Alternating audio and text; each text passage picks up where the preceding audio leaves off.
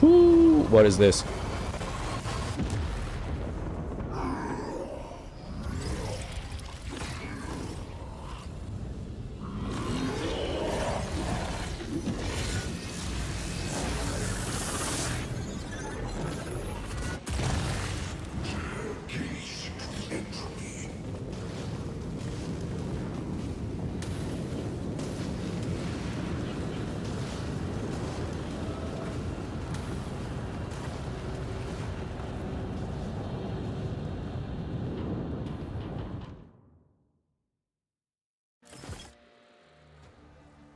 Okay, so okay. Oh, okay, so Citan shot. He has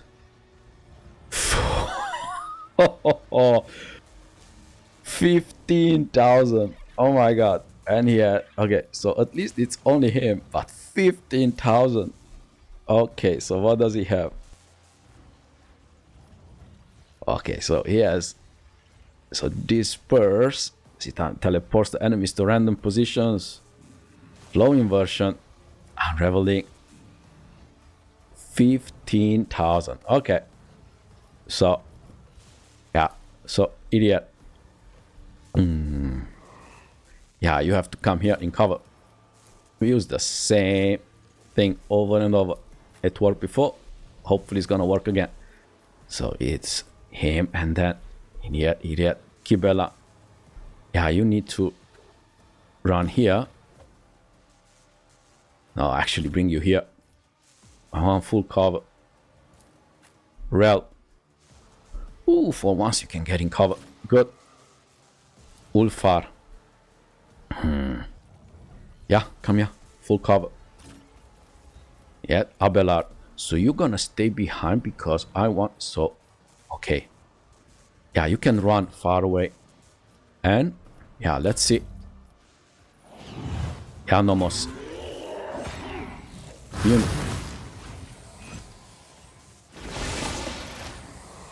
So, what happened?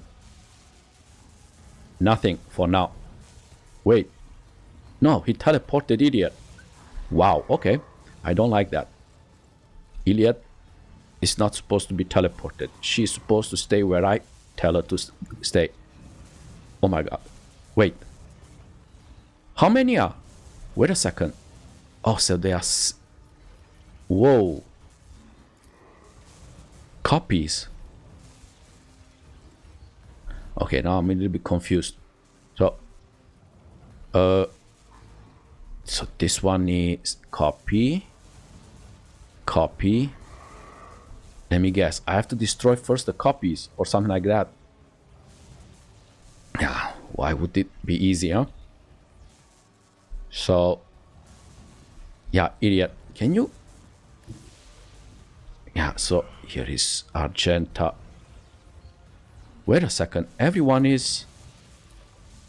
Yeah, no one is where I put them. Oh, okay. So, yeah, come here. I need to do damage on this one.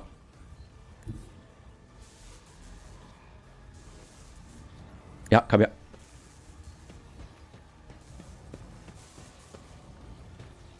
Yeah, even more. Okay. And I want you to... So this one is... Okay. Let's mark this one. Now the question is, and which I don't know, should I focus fire on this guy or this? Oh, look at... He lost life. He's not anymore 15,000.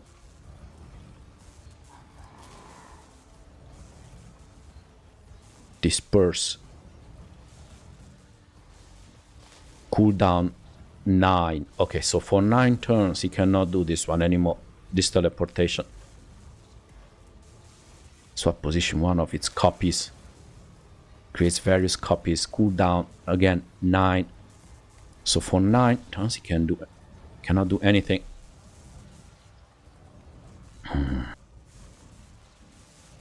Okay. So what can these guys do? Because I don't know exactly, should I focus on these guys or immunity to deathless? Okay. What? Damage. Okay, so they cannot do. And their dodge is 38. Ah, what is this dodge? Not, oh my god, armor. Yeah, I have a feeling we need to go for these guys first. Okay. So, yeah. Let's mark. Can we mark this one? No, we cannot. Mark this. We mark everything we can. I am not your xenos pet monkey. Okay, so you get this, this, If I must. and I want you to do damage on this one. If it serves your purpose. Good, and now you can move. So you come here.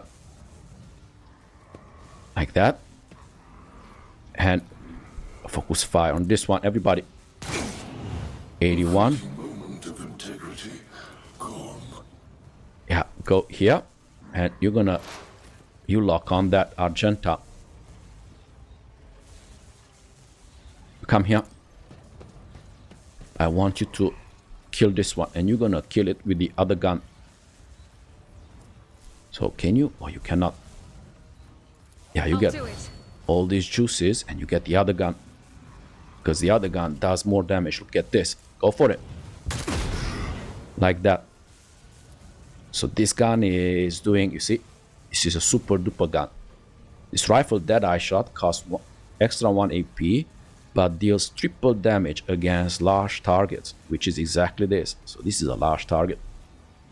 Yeah, hopefully you're gonna kill him. Good. I have suffered the singularity of annihilation. Okay, and yeah, run here to shoot this one. So you have how much? Okay, yeah, let's do this. The Emperor commands. Cannot damage us. It was 157. So Kibellah. So he is like dodge 6420. Yeah, so let me check this. So this one says the dodge and parry. The problem is his armor. You see, armor 200. Yeah, you not gonna be able to go through that. So okay, come here. And then you're gonna go back there. Okay, let's try to spin this one. Yeah, go for it. Moment of integrity. Yes. So let's not forget this, no matter what. You do this. Okay. Now, do this. Yeah. Let's do... Where is... Ah, we have an opening here. Go. Kill him. Good. And...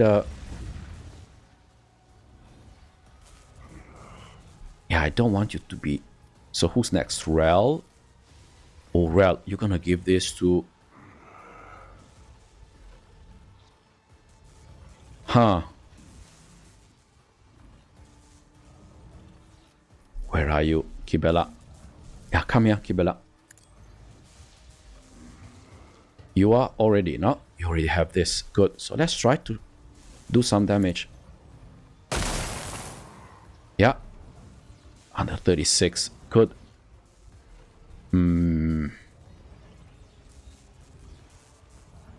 Okay. So, Rel. Now, I want you to give this to Abelard. This is Abelard. Yeah, right. So, Abelard. I saw. So, you know what? I'm gonna try to see. No, I'm gonna use it with Ulfar, actually, to try to shoot him. Let's not waste. So, 1, 2, 3, 4, 5, 6. Let's go here. Yeah, so... yeah, get this. Are you gonna kill him if you charge? Yeah, the book says yes. Okay. Indeed. Don't. Good. Reality is a tapestry 100. contradictions. So, come here. More. Good. Ooh. So Abelard, can you do one more? Come on, here. My place is at the fall. Okay, so endure. So he is your sworn enemy. I will do my duty. Okay, and I want you. So he is 173. Okay, and I want you to grind this one. 3640. It's not nothing. Keeps adding. So he is at okay.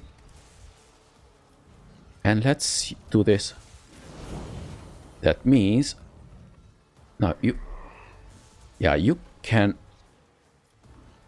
rail Abelard. Actually come here. Oh, hit you. So it can hit you. Okay.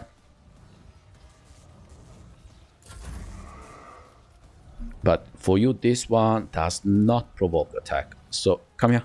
This is a cover. Rel. So Rel. Where is Benji? Where is Benji? Yeah, where is Benji, by the way? Yeah, Benji, go for him. Where are you? Oh my god. And for the sake of experiment, can you prone him? That would be insanely insane. No. Okay, so use this Necron stuff. Ooh, you have this, so precisely aim. How much this would do? 79.98. Oh, but it penetrates. This. Oh, this would do a ton of damage. Look at this one. Oh, no, it's not. Actually, I want you to come. You see, you can do 4 of this. Come here. I want you to shoot this one. So this is 2. I want to save 1 AP for. Okay, so last time it was not the bite. So now you have to do the bite again. Okay, so now he's locked on him. Benji's locked on him now. Okay, go for it. Okay, bite. 14. It's not nothing. Should I use this? No, I don't want to use it. Okay. I want to give this to the momentum to Ulfar so he can shoot twice from now on. So if you... Yeah. Okay. So in theory...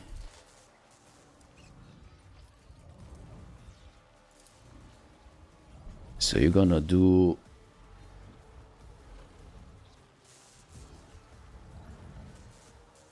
Okay, so the way I want you to go, and so yeah, I'm debating which one should I use, but the problem is this one does barely any. You see, 0.6 only each bullet, meaning it's gonna be nothing. So I want you to come here, and I want you to use this melta gun like this. Okay, so yeah, next range attack. Okay, do this. Yeah, do this, and now let's go full on. Go for it. Whew. Okay, that's not good. And it's 0. And run and gun. Where's the running gun? Okay. So at this point, keep again.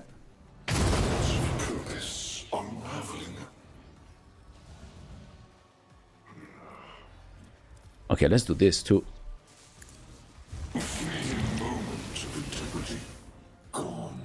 78, 67. Ah, it's him. Okay, so let me guess. Some... okay, so come here. Kick him too.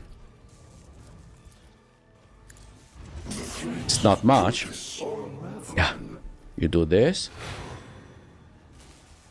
Ooh, healed. Okay, so... ah, you have to get out of the melee. It's gonna hit you. One shot. Missed. That's awesome. So now you can use this one. Yeah, let's go with this one. It's gonna be how much it's gonna be. Come on. 6. Okay. Yes, yes. So now the important thing is that I want you to go in cover. Ooh, yeah. Come here. Yeah. Is he gonna hit you? No. Oh, yeah. Again missed. Awesome. So Abelard. So 78. Let's see. Can you do this again? So 1, 2, 3, 4, 5, 6. Come here. We're gonna charge. We're gonna do the same thing again. And is he already sworn enemy? See if we gonna... nope. So he becomes your sworn enemy. Yeah, you get this. 10 points? Yes, always. And now let's charge. Yeah, go for it.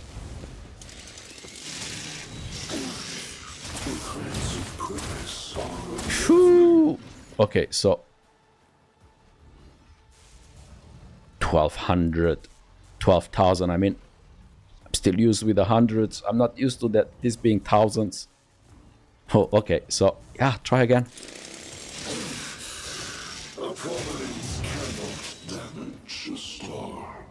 So 118. Yeah, let's talk like that. 118. And you can do a dash like this, and one more here in cover, and get this. Okay, now it's his turn. Fractured echoes beckon. Ulfar, be tough. You've seen that thing?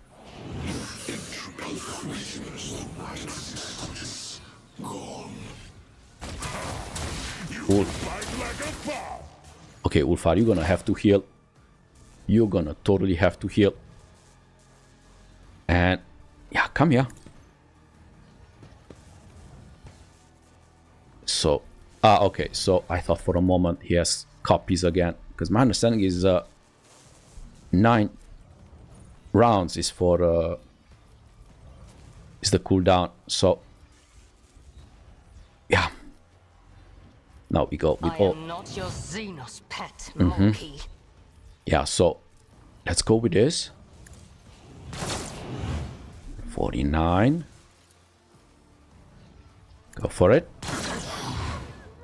Oh. Ooh, Benji. I'm sorry. Okay, we're gonna resurrect you. Don't worry. Go for it. The threads of purpose are Yeah, let's can we? Oh, he doesn't have anything. So it's 115. Argenta. Oh, you have to do a ton of damage against, because you have this gun.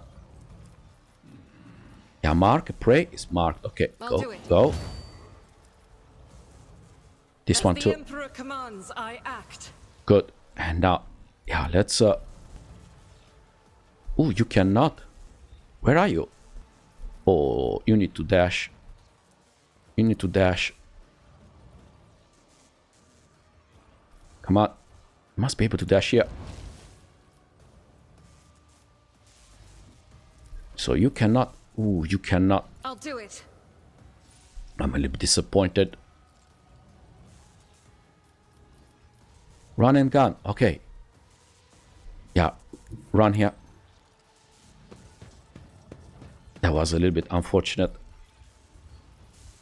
So this is... Yeah, go for it. Okay. And what about momentum? 30 only. Okay. Mark. Oh, he's not marked as a prey. You look at that. So, yeah, go for it. 183. He's at 111. Okay. Eventually. What else but a canvas of pillboxes? Okay, so Kibellah. Look at him. He's 18 only. Awesome, awesome. So, come here.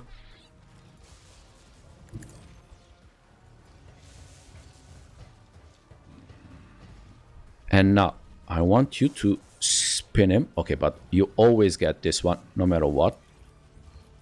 And I want you to do damage. Go for it. The threads of purpose. Good. Unraveling. And, can you?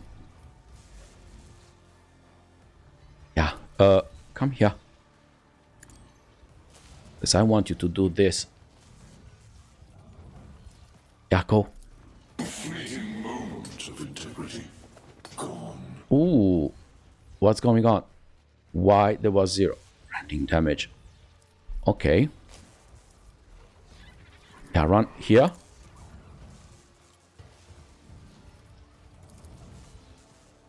Go. A prominence cannot damage Okay. a star. 85. I got scared for a moment. Okay, so, yeah, go back. And next is Rel. So, Rel, can you resurrect Benji from here?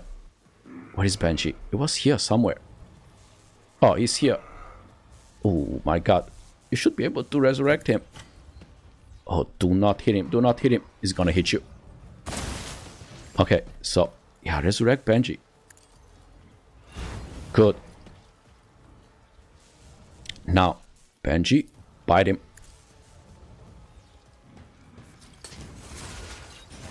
Okay. And so let's see. So if you shoot this one, now we're not gonna shoot this one. Just want to see. Oh, it's gonna do some damage. What about this sniper one? Oh my god, this is gonna do a ton of damage. Okay, so I cannot believe it. So I'm making you a sniper. Ooh, yeah, you do this. Yeah, and then you do a run and gun. Bite. Fleeting moment of integrity. Gone. And run and gun. And you shoot again. Go for it.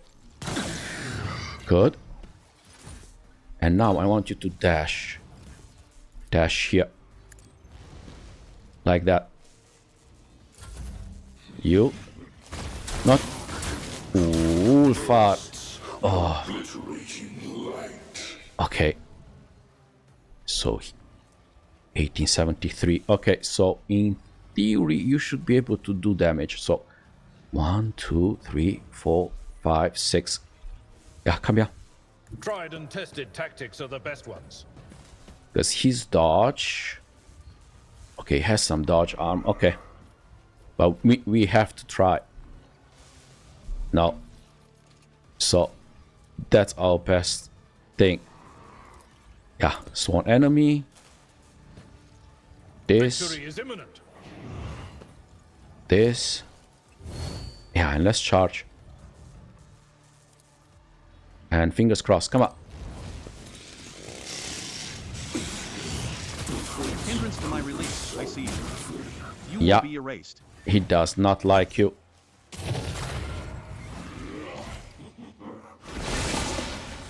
Yeah, he did not like you. So we're gonna go range. Yeah, move here. We need to heal you. 40, 40, 30. This is 2 APs, right? Okay, need to heal you. I know. And brace. Shard copy. Ooh, he has copies again. Phew, okay. So now he is at 9,000. Okay. Abelard, you cannot run. A shattered divinity. What else but a canvas of paradoxes? And okay, someone got damage. Kibellah 15. And okay, dodged. Okay, so now is Nomos. Do something. Yeah, so yeah, we need to go for the copies this time.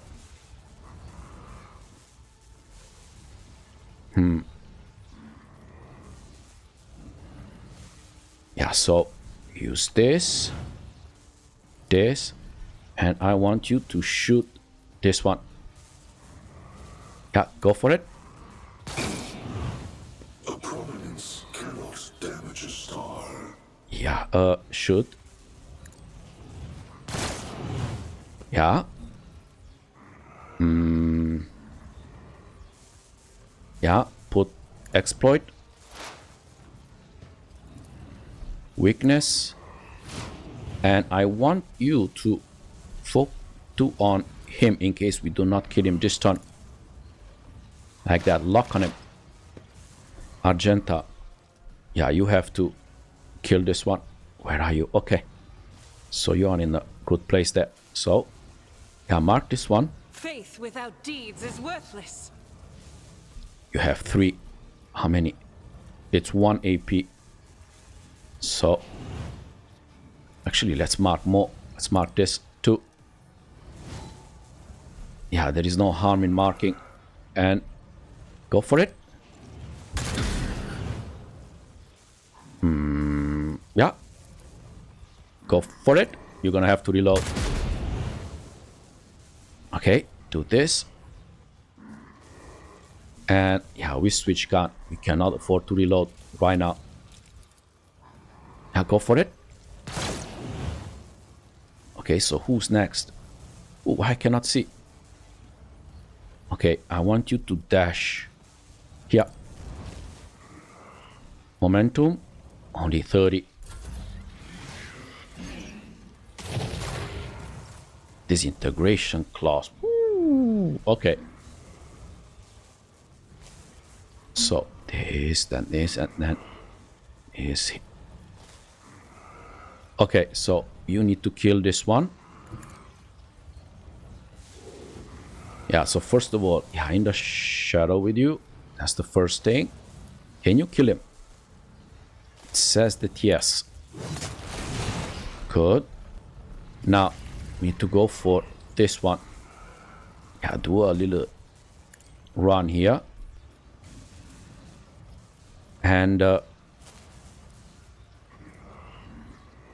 here too. Yeah, I want you to do an opening against this one. And I want you to do this. It's not much, but keep setting. By the web. And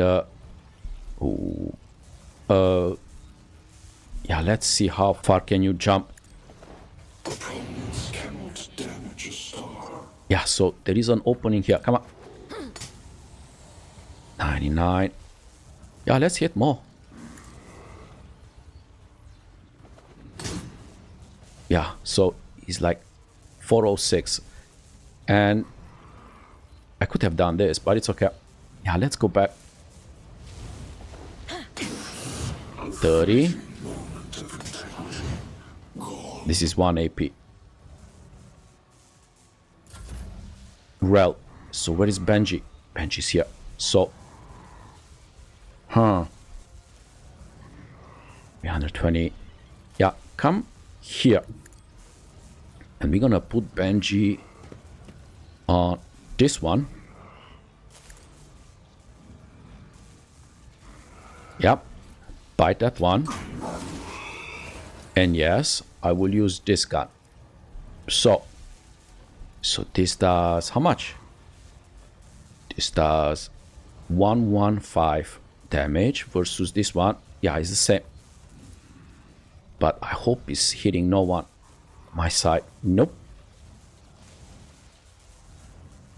So this one says the next range made by... Okay, yeah, do this. And... yeah, go for it. It's dead. Almost. Almost. Yeah, this should kill him. Yeah. Yeah, go Benji on this one. He is at... yeah, let's see. This guy, he is at 10,000. But let's see this armor and everything. 90, 93. Okay.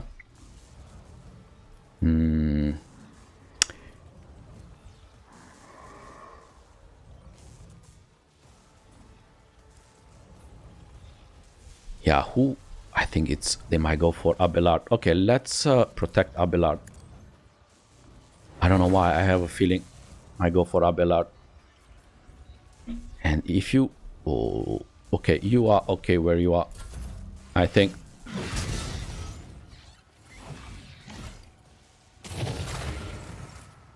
Okay, Ulfar is back up. Okay. So, again, you are not allowed to die again, my friend. Okay. So, he is at 9983. I mean, we could try to shoot him. Okay, we need to reload.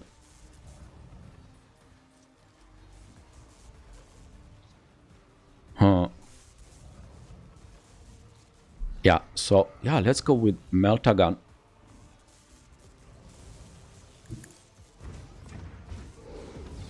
So this would be...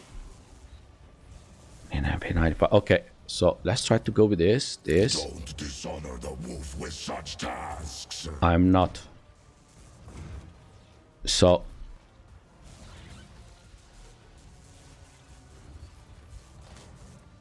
yeah, so this would be... it says that... okay. Yeah, shoot him. 155. And it says the next one is gonna be for free. Yeah, so maybe... oh, you're gonna hit, but not like this. Yeah, you're not gonna hit anyone like this. So go for it. Ooh, nothing, nothing. Yeah, his armor is insane. So can you run somewhere? Ooh. Okay. Can you heal a little bit? Nope. So Abelard. Yeah, so you need to go for this one. So let's see. 1, 2, 4, 5. So 1, 2, 3, 4, 5, 6. Come here. And you go with this. And sworn enemy. Yeah, you're gonna heal. I'm not concerned about that. Like this. Use the grinder. This. 10 points. And charge. Yeah. Good. So, yeah, so he is at... oh, whoa, stop. So he's at... okay, 9,000. Ooh, barely any armor. And his dodge is not super cool. I mean...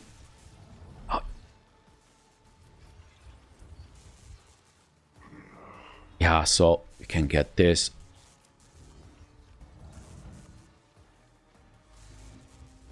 The problem is what I'm concerned, he might actually kill you.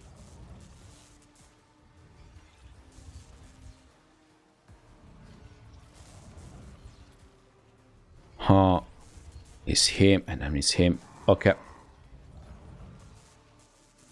The problem is, better Ulfar to die than you.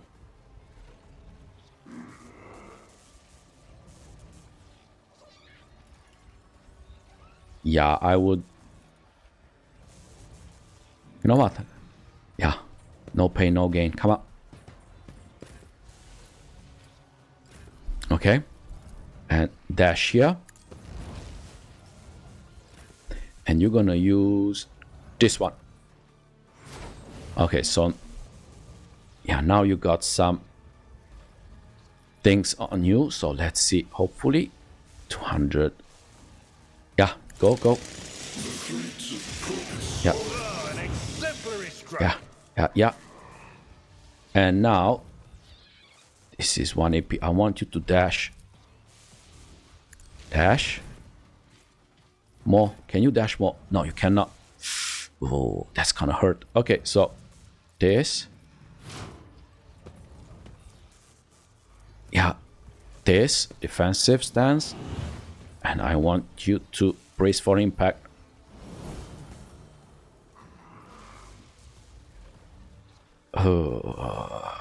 Okay. Okay, we used everything we can. Okay, Nomos.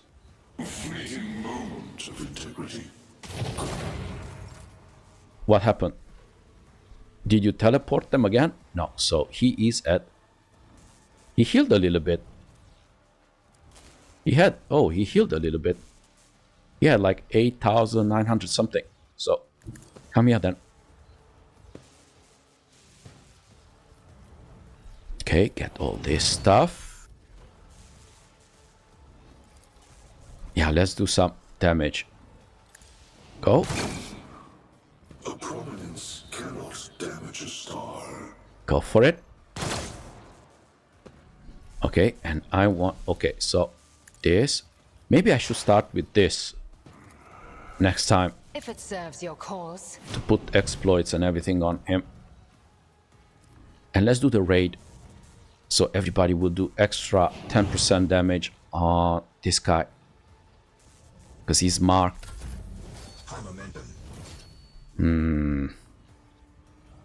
So, oh, you need to reload. Good. But this weapon is extremely important for you. So, yeah, come here. Okay. We got this. This. So for this one is only the Deadeye shot does triple damage, which is okay. So you have this. Let's shoot. Come on, shoot. A fleeting moment of integrity.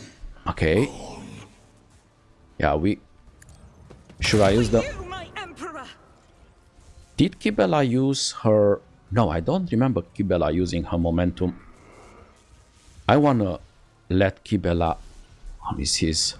Oh, barely any dodge and armor. Now, hopefully that stays. Yeah, hopefully that stays. And...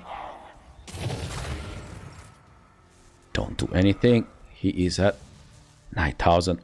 Alright, so... Kibellah. Yeah, come here. And it's time to do a lot of damage on this one. Magnitude of... Yeah, he has no armor. Barely any dodge. So... Don't even know if I want to use this one. So, no, nevertheless, we use this.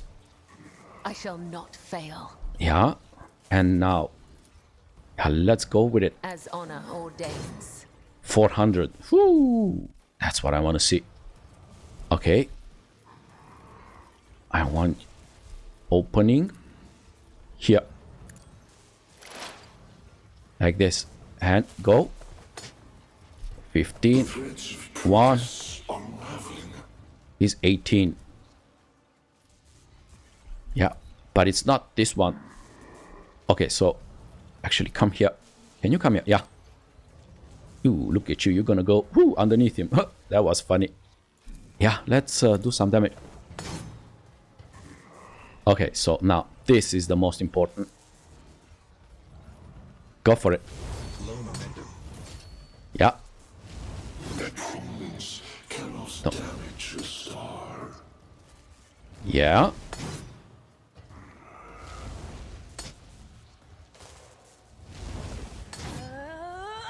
I'm curious about this ones that I'm gonna get after the death from above. Okay, so there is an opening here. Come on. As the tenants demand. You see, 400. This is exactly how she did with Kalkazar. Yeah, come here. Trust me. Okay, so... Ooh, I should have run here. Maybe. How much? 395. Ooh. Yeah, let's try to... Okay, come on, here. You need to do here. Yeah, that's the problem. He's huge. Okay, so he is down to 54. Now we can talk 5400s. Oh, that's not good. That's not good. I let her hit there. Okay.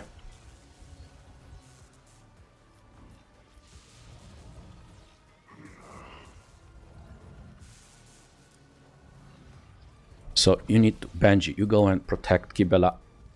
I might regret this one.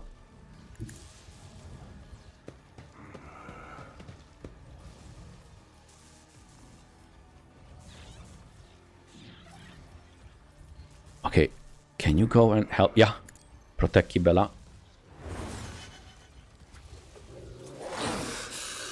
A prominence cannot damage a star. Okay, so this one is not gonna... Okay, let's try. Go for it.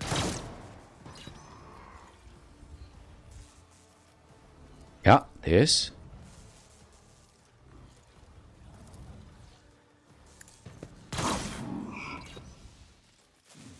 And so how many? Okay, so you have to... Yeah, there is nothing we can do. You stay there. Yeah, leave Kibellah alone. What did you do? What did you do? 51. Raid effect. Okay, what? Disintegration. The Sita creates an energy orb in the center of the battlefield. The next turn, the orb explodes and destroys all enemy. What? All enemies. Where? Where is the orb? Dude, where is the orb? Don't scare me. So now it's...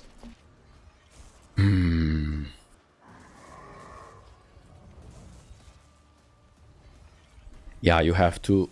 Yeah, come here. Yeah, so do this. How is your status? 28 back. The idea is you can shoot twice. Those in your case, these don't matter too much. But at least it's something. Come on. Whoa, they do matter.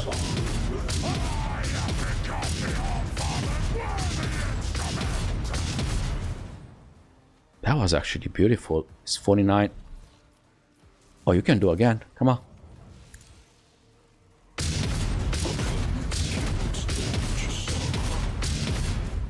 Okay. You have this.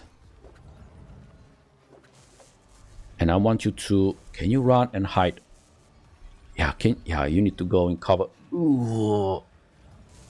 It's not like full cover. Well, here. Yeah, here. I want you to get in cover. Ooh, you can shoot from here. Hopefully you're not gonna hit someone. Yeah, go for it. Any damage is good damage. Come on. Missed. Fine. Abelard. So... Should we try again? Okay, so you get your 10 points. No matter what. Okay. And... so... 1, 2, 3, 4, 5, 6.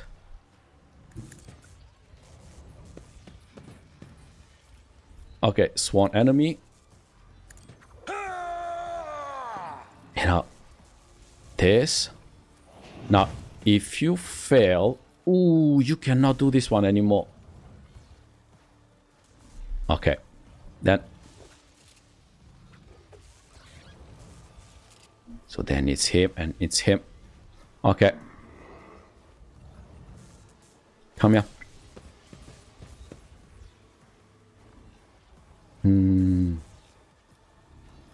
I mean, no, it doesn't work. The problem with you, if I hit here, you're gonna hit that plasma thingy. It's gonna open up. Okay, get this. Yeah. Even dash. Come on. Dash here. Dash here. Victory is imminent. Yeah, he cannot shoot you from there. Nomos, do something. Okay, so then him. Oh, Kibellah. Ooh, we have a low momentum on this one, which is okay. So this, and let's shoot. No one behind. No, go for it. Ooh, you need to reload this one. I cannot afford. So let's see. It's 3 APs. Okay, so we said now we're gonna use the other gun.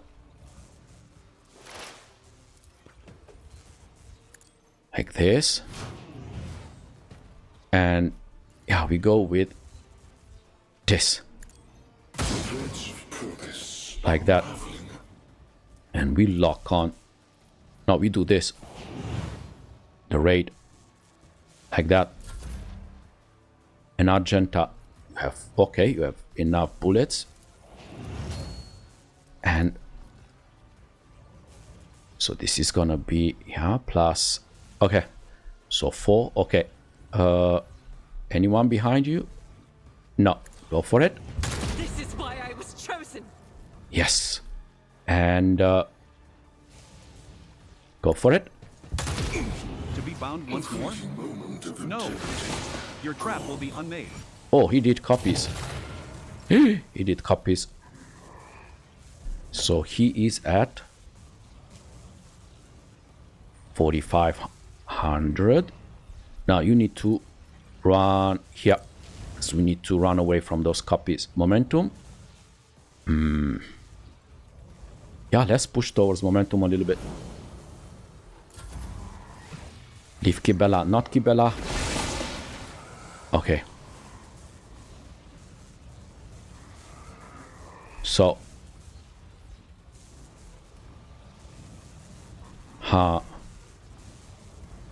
Yeah, so.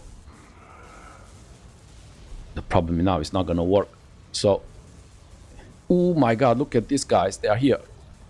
Oh, okay. So Kibellah, gonna have to be tough. Gonna have to be tough. Come here. Hopefully. Phew. Okay. Okay. So yeah, you get this, and with a little luck. Oh, yeah, okay, you use this just to get here. Because I want to use...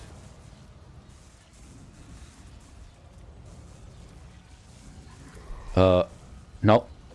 This one.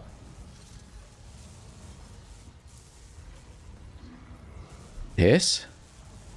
Yeah, hopefully. Come on. No. Cannot damage a star. So, yeah, if you... See, 1 and 2. Okay. This. And then you do this. Okay, now I want you to run somewhere. No, don't go there. Oh, I pressed the wrong button again. I'm telling you, I almost feel like I'm about to kill Kibellah. Come on. It's gonna kill you now. No? Oh, you managed to escape a little bit. Okay. If Ulfar can come and heal Kibellah, that would be great. Yeah, so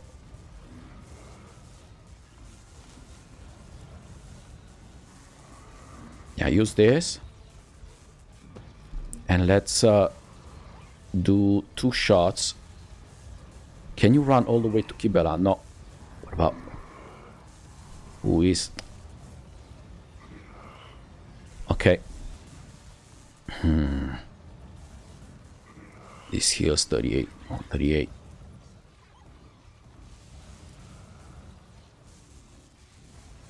Yeah, come here. I want to help Kibellah.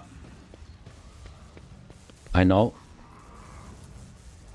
Might look weird, but I need to help her.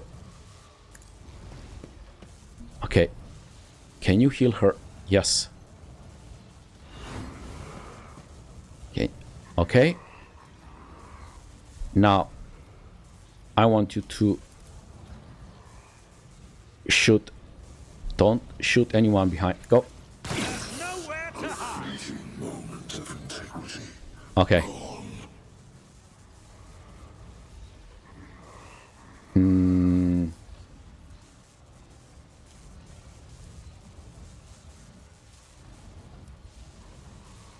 Yeah, these guys cannot be prone.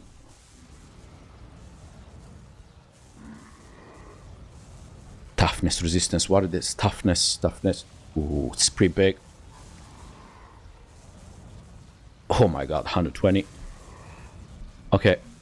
Yeah, you stay where you are.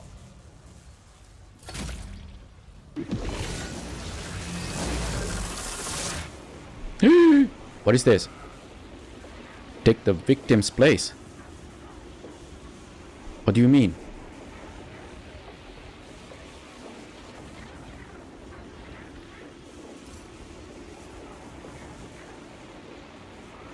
Whoa, what do you mean? Take the victim's place.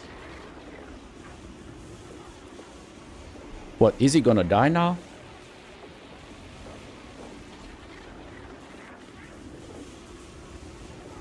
Should be, no, should not be Ulfar. Ulfar is a tank.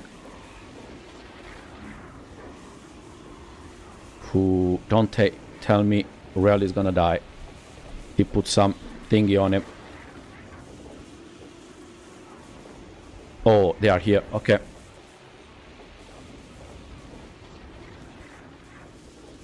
So come here. And I use this. This. This. And I want you to shoot this one. There is no one behind, right? No one. Okay, now do damage. Come on.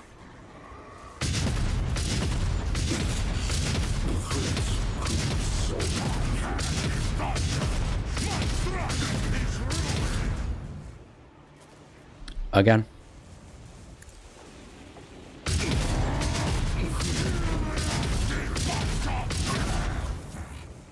And I think you can...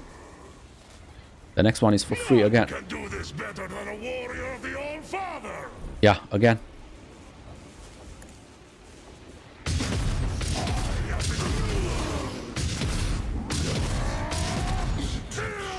Good.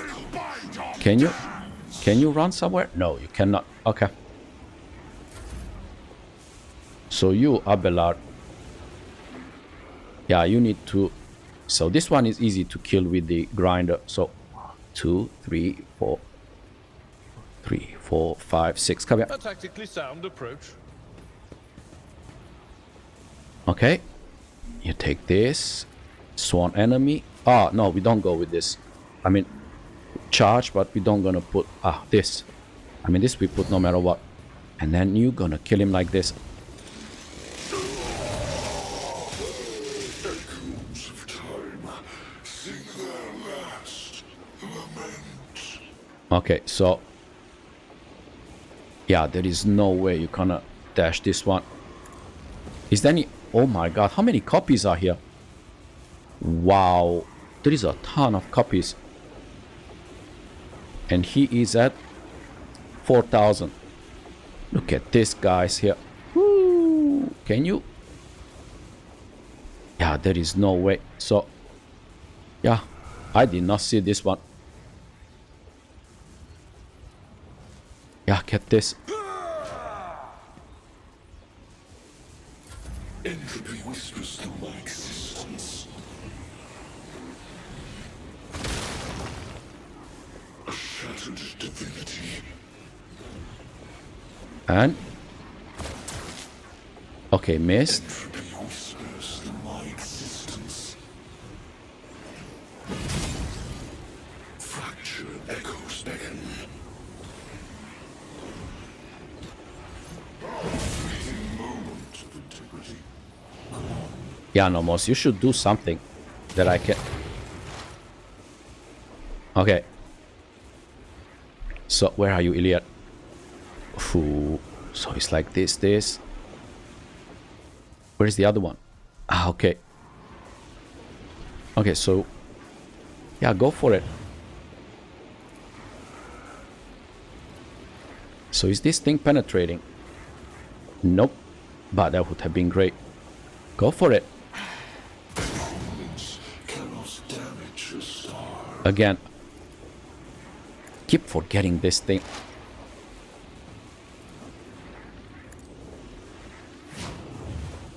Okay.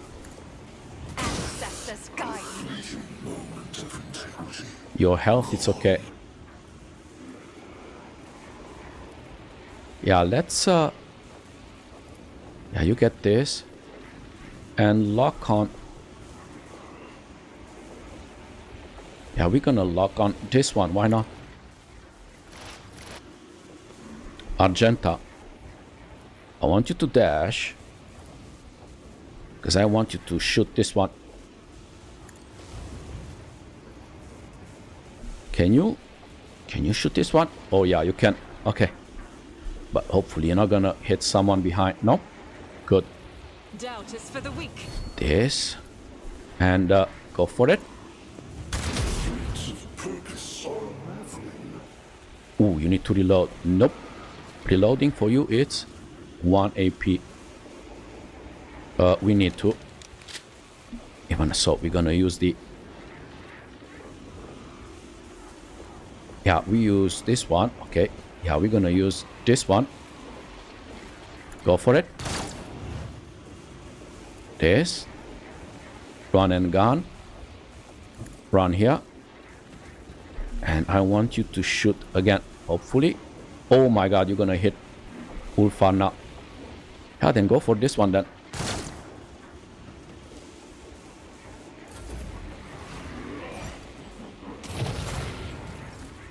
Ooh, 2 more. Dude, we have a problem. Take the victim's place. 43. So he creates copies now. I have a feeling someone has to take the victim's place. It's totally not gonna be Kibellah. Not Kibellah. Kibellah, it's busy with... Yeah, Kibellah. You're busy. Yeah, you need to run here. I want you to... How much? 886. These guys are big. Suddenly. Okay, so come here. Yeah, we need to take her away from there. Yeah, spin this one. The next turn you're gonna spin him. Yeah, go for it.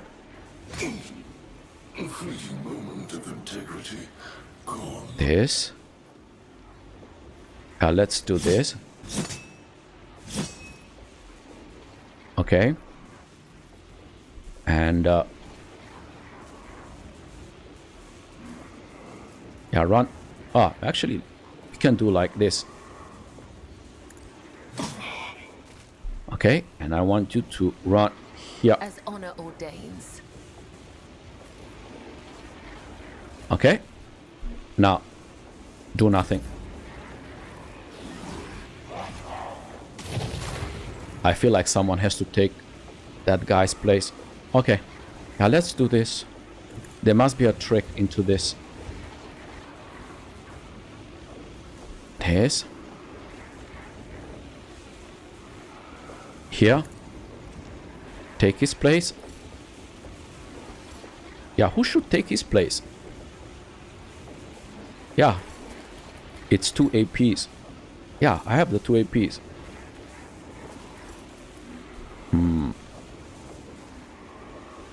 Why you cannot take his place?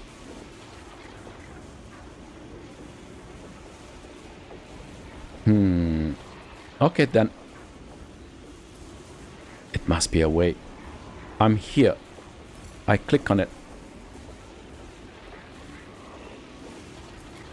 Okay, so then, yeah, go for it.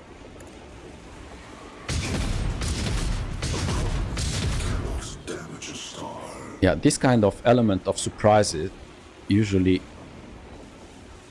is like you don't know exactly what to do.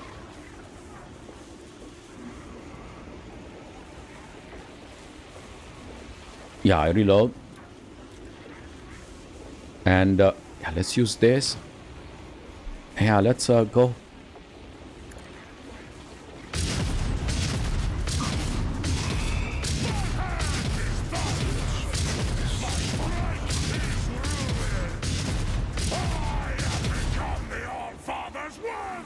Because it's not clear, is this a key moment that I have to do, or it's just optional? And I am here and I cannot move closer for interaction. I am so close. Okay. Go for it. Okay. Ooh, Abelard will not take the place for this one. Abelard is gonna take care of this one. So 1, 2, 3, 4, 5, 6. Come here. Yeah, hopefully. Are you gonna kill him? It says that yes.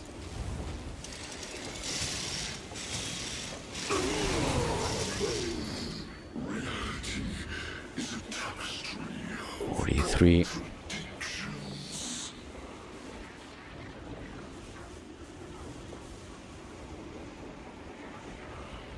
Come here. Let's try to dash 2 times. Maybe we can kill this one. Come here. Okay.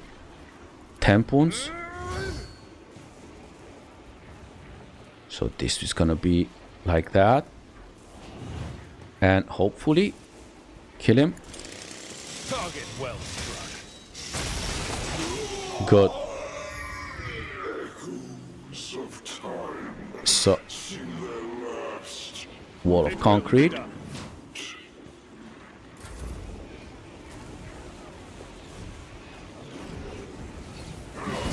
Foo.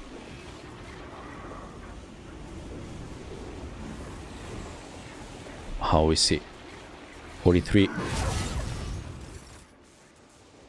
Okay, Nomos, you go take his place.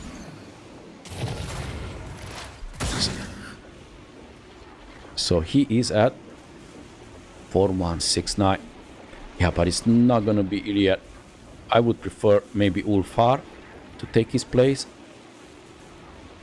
Because other than being a tank, it's not doing too much this turn. Can you shoot? Oh yeah, you can shoot this one. Okay. Yeah, go for it. Okay. And this. Yeah, this too. It's a normal shot. Go for it. So, he is at... Okay, 39, 5. We can do this. I understand your intent. Yeah, so we have these two. So, yeah, let's put an exploit.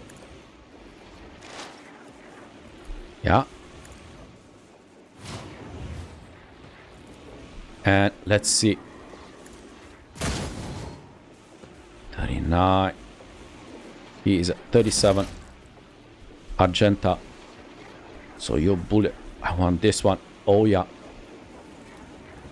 As the This. Emperor commands, I act. And this is a ton of it. Okay, go for it. And I'm gonna use the momentum with you. Go for it. Like that. And we're gonna use this one. No, it's good momentum. So go for it. And go for it. And how much? It's down to 2800. Okay. And so again, what did he do? What did he do again? Okay, we don't know. So, oh yeah, come here, Kibellah. Or maybe he's just blocked. Yeah, Benji. Okay, so this, and now I want you to spin this one. He's at 28. Okay, so you should do a ton of damage. Come on. Okay. Now, do you have a... Ooh, you have to run here. Because there is an opening here. Look. Okay, so... Okay, and... Go crazy. Not Banshee. And... Ooh, there's the opening now. Okay, move here. I would love... Not this one. That from above. So, yeah, go with this. 115. So he's at 2000. Now you go back. Trust me. Good. I'm glad you found a safe spot. Okay. Well, nothing. Don't put... What? Do not put 28 or 18. So if you take his spot... Yeah, come here. I know. Take his spot.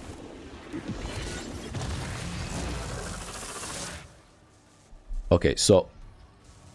Okay, so you took his spot. I don't know what that means, but 28. So let's see. So 1, 2, 3, 4, 5, 6. We're gonna try again. See if it's working. But we get a 10 points no matter what. Is your sworn enemy? I mean, we need to use that grinder. Okay. No, come here. Come on. Ah, 320. Ooh. They were beautiful numbers though. Look, he's down to 450. Okay, yeah, let's try this one now. Come on, a little bit. Done.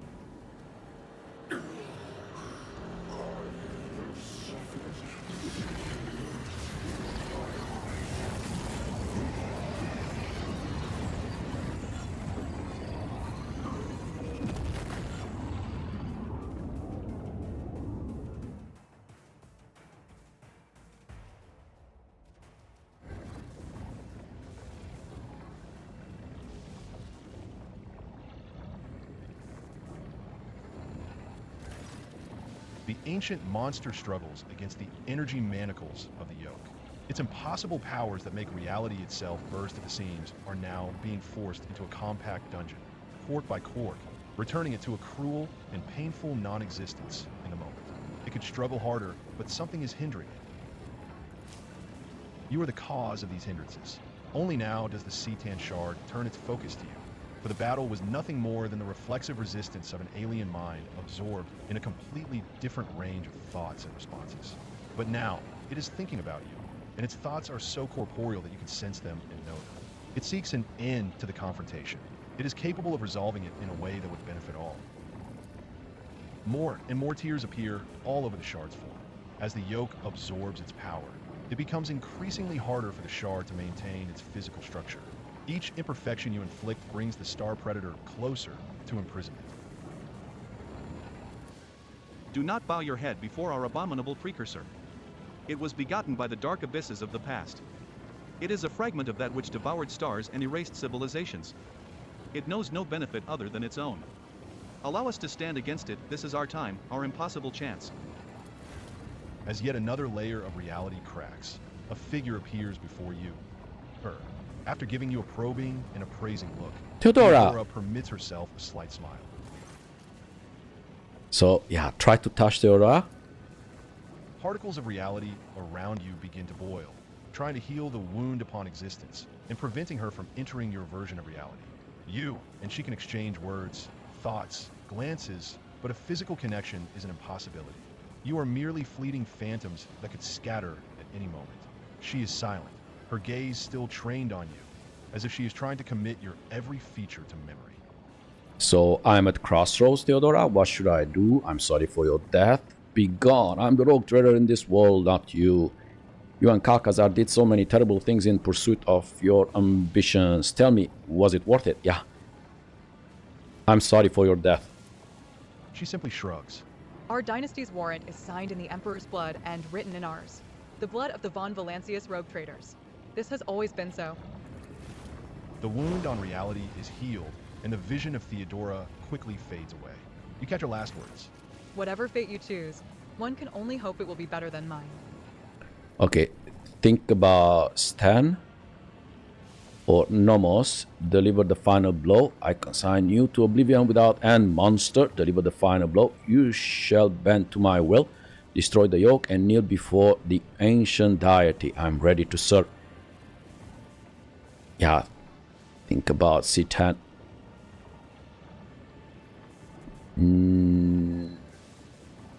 Yeah.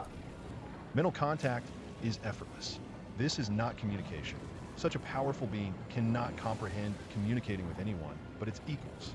It simply bears the gift of making the other hear and understand it. So grand is the potential of its thoughts.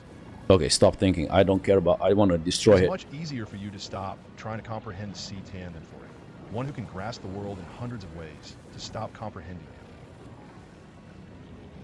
Yeah, I want to destroy this one. Deliver the final blow. I consign you to oblivion without end, monster, or you shall bend to my will.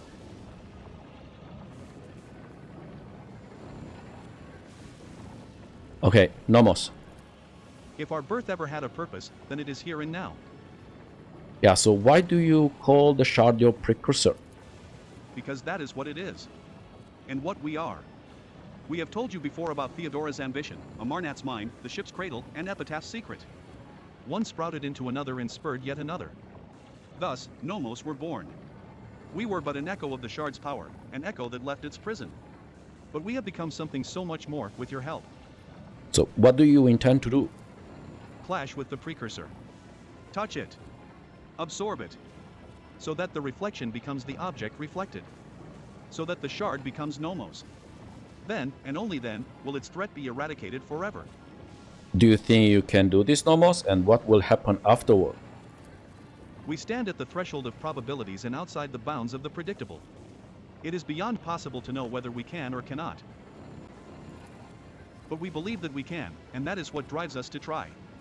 And if we succeed, we will obtain power beyond compare.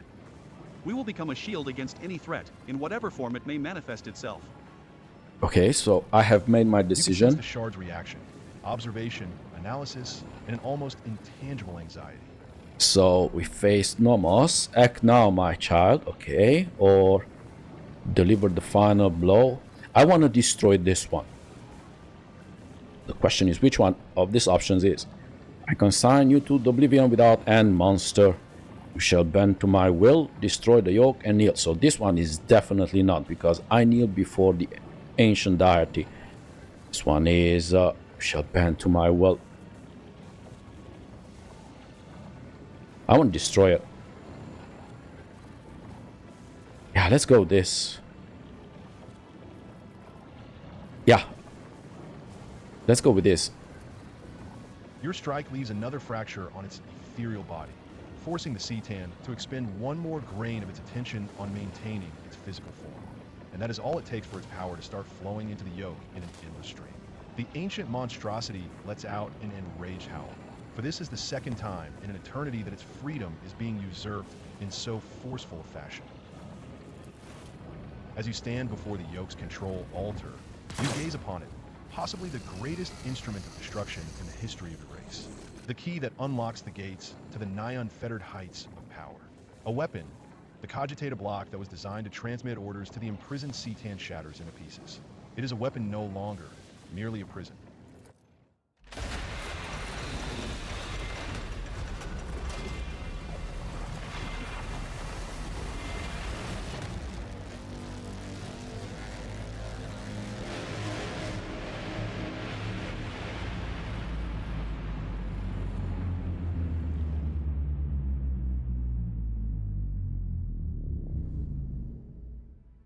The Cetan shard was destroyed. The shadow of calamity threatening the Koronus Expanse, should the ancient god ever be unshackled, had been lifted, at least for a time. Gathering its bleeding walls together again, the rogue trader dared to build something more noble and civilized in the Expanse. A heaven for those drifting and unprotected in the strict hierarchy of the Imperium. It would be an unbound frontier where freedom and compassion were not wholly extinct. Yet cruelty, intolerance, and corruption grew like festering sores throughout the sector. Only the rogue traders' constant oversight could keep the pestilence at bay. The Imperium could not forgive such insolent deviation from the order prescribed by Holy Terra. The von Valencius dynasty was accused of the seditious formation of their own empire. An invasion fleet gathered in the Calixis sector, and the lifespan of the young utopia was as short as its creators. The ideals that von Valencius was committed to were alien to the Imperium, but close to the hearts of many in the Expanse. Anyone who could not resolve a dispute or who was denied justice rushed to the palace of the rogue trader in search of mercy. Rumors and stories of his humanitarian rule formed the foundation of the Valencian school of philosophy. The sect united commoners and aristocrats in the belief that for the Imperium to flourish, it should stop seeing its subjects as mere tools. This dangerous heresy was denounced in many systems, but persecutions only hardened and multiplied its followers. Having lost its leader and lacking a worthy successor, the Korda dynasty began to weaken. The grim legacy of the abominable Aspice revealed itself, and the Protectorate fell into chaos. Grasping claimants tore the defenseless demons apart. The era of Caligos' cruelty and wrath came to an end. Only then did the many terrified witnesses to his vile crimes step forward to recount them. Memories of the good, prosperous years for the Protectorate under the wise rule of Caligos Winterscale were eclipsed by the legacy of his innumerable and bloody crimes. Yvain Winterscale underwent his magna accessio and became his dynasty's new rogue trader. Many said that noble Yvain lacked firmness of judgment, yet he had more than enough trust, even in those who were unworthy of it. The young rogue trader did not forget those who had saved him from the Riket system or the favors that House von Valencius had bestowed on the Winterscales. The cult of Saint Drusus continued its indefatigable struggle to spread the faith around the Expanse and expose the vile transgressions of the authorities. The stronger and wealthier a planet was, the less its rulers wanted to see the black-clad preachers. Riots and assassinations pushed the cult to the place where it felt most confident, the frontier.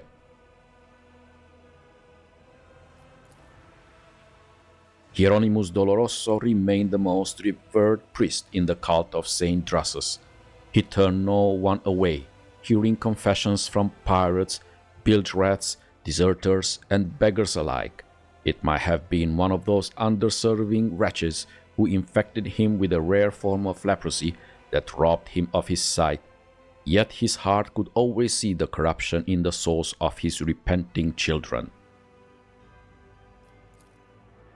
The deal struck by the Cognizance fleet and the von Valencius dynasty replenished the explorators' dwindling supplies and allowed them to re-embark on a rapid and unrelenting expansion campaign. With powerful bases established in the Expanse, the Omnissiah scouts bravely ventured forth toward unnamed stars with the same drive that propelled their ancestors to explore the Expanse itself. Many members of the Conclave perished during the tragic events that accompanied the return of the Messiah of discontinuing the cycle. The hierarchical chain raised Magus Dominus Opticon 22 to the highest circle of leadership. He remained there for more than a century until he was deposed and disposed of, charged with attempting to revive the anathematized schism. Profitable deals made between the Fellowship of the Void and the von Valencius dynasty helped them subdue smaller brigand squadrons in the sector. Many worlds and stations saw the opening of Fellowship Stand, in which grotesquely sincere pirate representatives took kickbacks from traders in the exchange for safe passage. Naturally, the servants of the von Valencius dynasty and people under the rogue traders' protection were safe from the Fellowship of the Void's attacks. Mostly. The first command that Ryza issued after her miraculous rescue on Footfall was the complete extermination of all worshippers of the dark gods among the Fellowship of the Void. The old pirate wanted to find another way for her people to survive. The former renegades hoped to live by the law, working as mercenaries and traders. When it seemed they were finally on the path to a peaceful life, the Imperial Navy conducted a flash raid and destroyed all their ships. Those who survived the bloodbath were publicly hanged. Violence throughout the Expanse put many on their guard, and as a result, the Kasbalika mission's business declined. Soon, rumors surfaced among the coal traders about a so-called commission that had made it through the Maw and into the Expanse. Its professed purpose was to audit assets and take measures to restructure operations. Those words carried with them an ominous threat. Vladaim Tokara, as Liege of Footfall, survived 14 assassination attempts and thwarted no less than 2,000 schemers before a shot finally took his life. The esteemed Liege's funeral was held in great secrecy, with only his closest entourage being permitted to view his corpse, which spawned some peculiar rumors. The Imperial Navy was wary of the rise of the von Valencius. They saw themselves as dogs guarding the flock of the Emperor's subjects, and there was a new master of the pack. Therefore, the dynasty was watched with utmost diligence, and the admirals feared that one day they would have to go to war against the rogue trader. Chartist Captain Asterius Thorfast founded a Thorfast and Companions merchant company, excelling in trade and acquiring a substantial escort fleet. After 3 decades, he traveled to the Maw to return to the Imperium in hopes of obtaining the fabled warrant of trade. It is not known how this venture ended. When the rogue traders' apostasy became apparent, the Imperial Navy fulfilled its duty and fought the von Valencius dynasty. The Battle of Dargonus ended in resounding defeat, and the surviving ships fled to distant systems. Disheartened but not broken, the captains vowed to rebuild their force and planned raids into the apostate territory. Dargonus grew and prospered until it became the capital of the Koronus Expanse. Yes, the planet was like a giant magnet, whose pull held together the walls of the Expanse, absorbing the treasures and vices of this sector. The voracious and shameless nobility of the Expanse flocked to Dargonus in search of the forbidden pleasures. Its librariums harbored dangerous volumes, and its dark corners harbored dangerous people. The rule of law could not reach the tops of spires, shrouded in a veil of sinister and mystical rumors. Kiava Gamma washed off the stain of its former defilement, but not the dark memory of it. The sacred halls were never silent, and production rates became the supreme law. The glory of the Imperium was forged in the blood and sweat of its toilers, and the milestones of the manufactorums ground the workers down by the thousand. Even in death, the souls of its servants dared not step away from their machines. The parasitic demigod was no more. Freed from the tyranny of Null Caliph, Kiava Gamma surged with new life. Spires grew, manufactorums multiplied, and greedy transports jostled at the docks. Only occasionally, a mysterious data ghost manifested in the noosphere of the sacred workshops and proclaimed with dismay, "Error, calculation interrupted." But no one knew what calamity it was trying to prevent. Mysterious xeno-anomalies plagued Janus for many years. The ghosts of the Inhumans who had controlled the planet continued to haunt the land. The serfs suffered from strange maladies, and the agri-complexes were inexplicably struck by blight and famine. The servants of the rogue trader feared the ghastly planet and sought to be transferred off the filthy agrarian colony at the first opportunity. Janus became a melting pot for cultures from hundreds of worlds, taking in refugees from across the entire expanse in its darkest hour. It became a stronghold and a symbol of hope. After the crisis passed, the refugees started to return their home planets and to reclaim the lost worlds, thus earning Janus the proud name, the home of the Reconquista. Despite grim expectations, the coexistence of humans and the Eldari did not lead to enmity. Janus had faced many trials, and the struggle against them brought the two peoples together. They did not develop an affection for one another, but they learned to speak with no weapons in their hands. More than one dangerous xenophile schism was born on Janus. 5 years after the Epitaph campaign, Webos 6 died out as a result of an unknown scourge that came from beneath the ground. Convicts and overseers were poisoned, mangled, or just disappeared. However, the slave barracks were quickly repopulated, for there was no shortage of outcasts and criminals in the Expanse. No longer secluded and forlorn, Fauston turned into the spiritual central of the Expanse, clad in gold and power. Rulers went there to be anointed for greatness, criminals for penance, and the righteous for encouragement, and there was no end to them in sight. The Order of the Hammer grew in power and prominence thanks to rogue traders' patronage. So widespread was the reverence for Cognatius that he supplanted Drusus the warrior on his pedestal as the most honored saint in the Expanse. The Drusian cult did not forgive this, and feuds broke out between the clergies, but the warlike servants of the Hammer were not afraid of bloodshed. With the fall of the unholy patron, the Edge of Daybreak, the cult of the Final Dawn perished as well. Every cell of the cult was hunted down and eliminated. Rumors that some worshippers of the ruinous powers had managed to get away, hiding the writings of their war-banished lord under their robes, were baseless. Left without a mission or a leader, the war-bearers retreated to the depth of the Immaterium. Their last act of vengeance was a bloody assault on Footfall. The populace of several asteroids was exterminated or enslaved, and the statue of the god Emperor was badly damaged. After recovering from Korda's regime, Footfall reclaimed its status as the trading hub of the Expanse.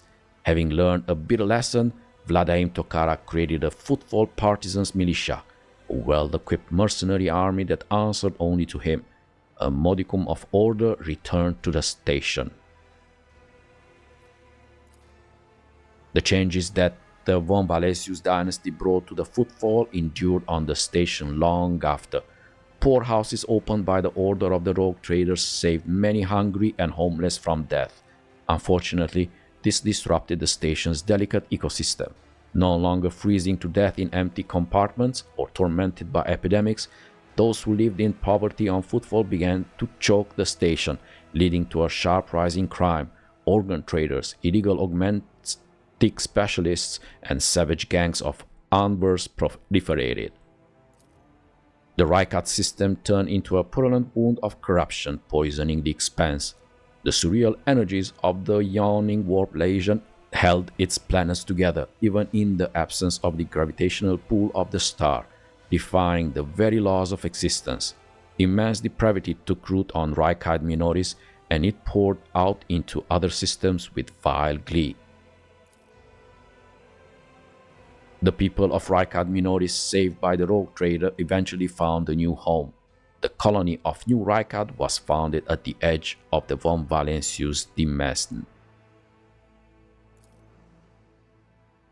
For a short time, the world was a place of quality, as there were almost no aristocrats left to enforce any kind of hierarchy.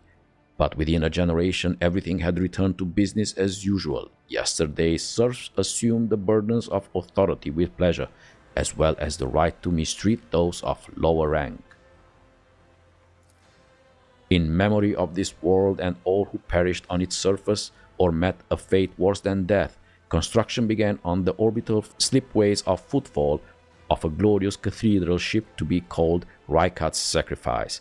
The miraculous fusion reactor powered its engines and cannons, fueling them with the fierce power of the motive force. Rumors of the rotting remains of an Eldari craft world spread around the expanse.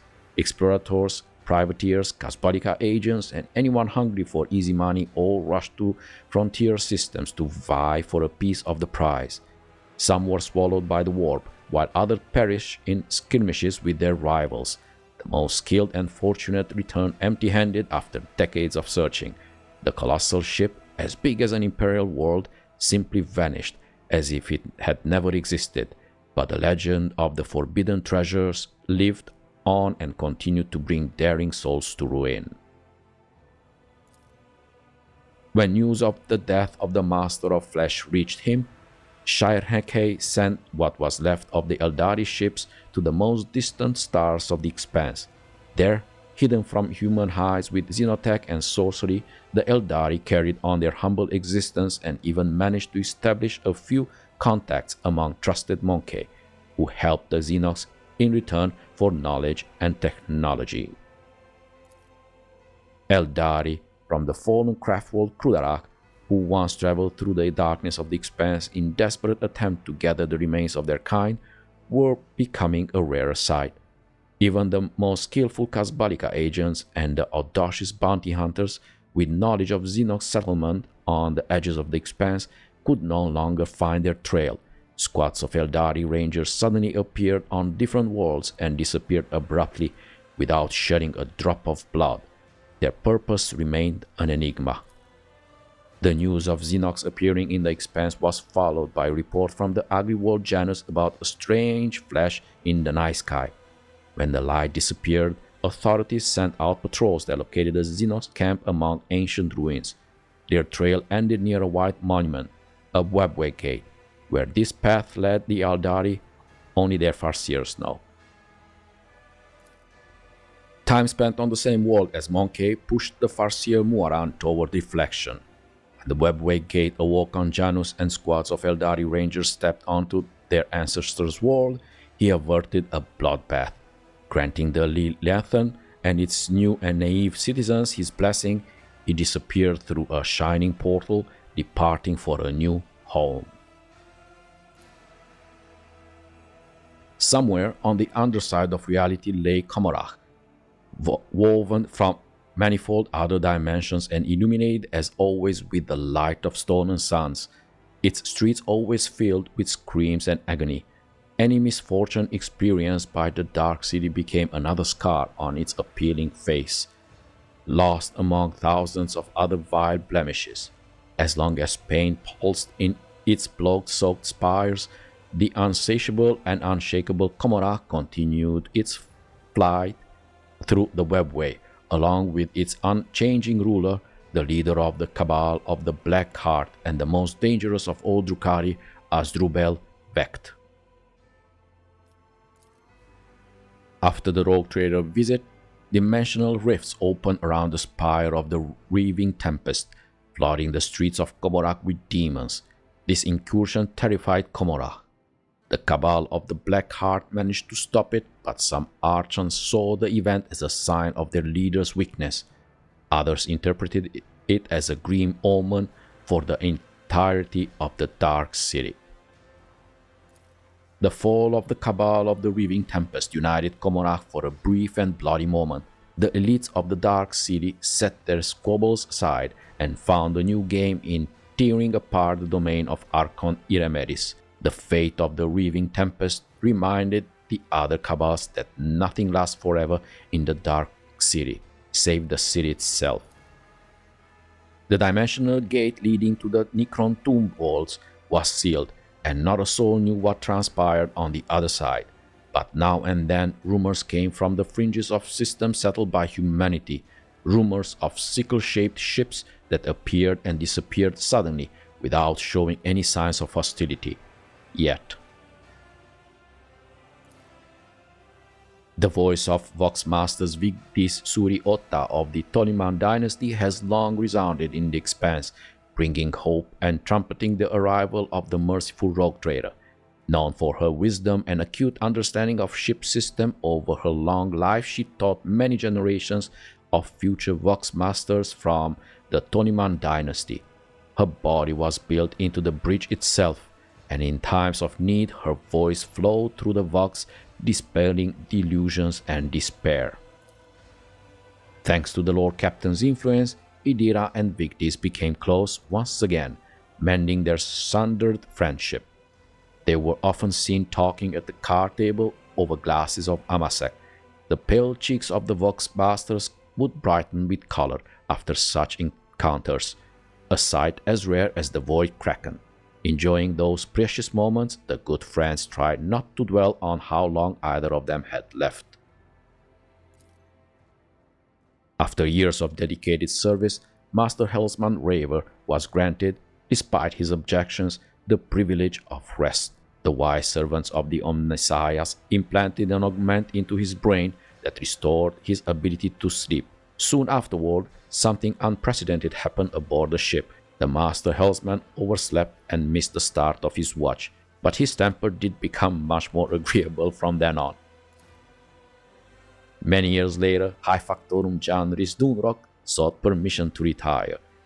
He said that age had softened his heart and that a more worthy, young and assertive successor should take over his position. There was no shortage of candidates. Under all that fat, Danrock had a sentimental heart. He spared nothing for the orphans of those who had died serving the rogue trader. The children were given an excellent education and were eager to serve the von Valencius dynasty. Jocasta Soulbeck served as master at arms for years, but eventually her zeal faded. It appeared that having tried every form of violence in existence, she no longer derived out of any of them the joy it had once held. Jocasta humbly submitted her resignation and went back to her home on the capital world. She took up the position of the warden of one of Capital's walls hives and reconciled with her cousin Macarius, albeit only after a while. The reconciliation was, at any rate, easy to overlook during gatherings of Capital's world nobility, where Jocasta and Macarius would waste no opportunity to have a ferocious row. After many years, Zachari's ways mustered the courage to take personal apprentices again. He searched throughout the Expanse for astropaths, whose masters were harsh and cruel to them, and recruited them into his choir. He gathered a cast of talented men and women by his side, and was their guardian and mentor. Wace died defending his wards from cursed words spewed by the Imperium. Sealing the sound of those words in his mind, he preferred a horrible death to a repetition of his shameful past mistakes. Urban Drivestem cared more about preserving the influence of his line than the well-being of the Protectorate. His blind ambition lost him his governor's seat and the rest of his family. Within a few generations, one of the largest houses of Dargonus turned into an obscure family of petty aristocrats. Toriana Gaprak missed the moment when her family, which had previously functioned like a well-oiled machine, started to fall apart, wrecked by infighting.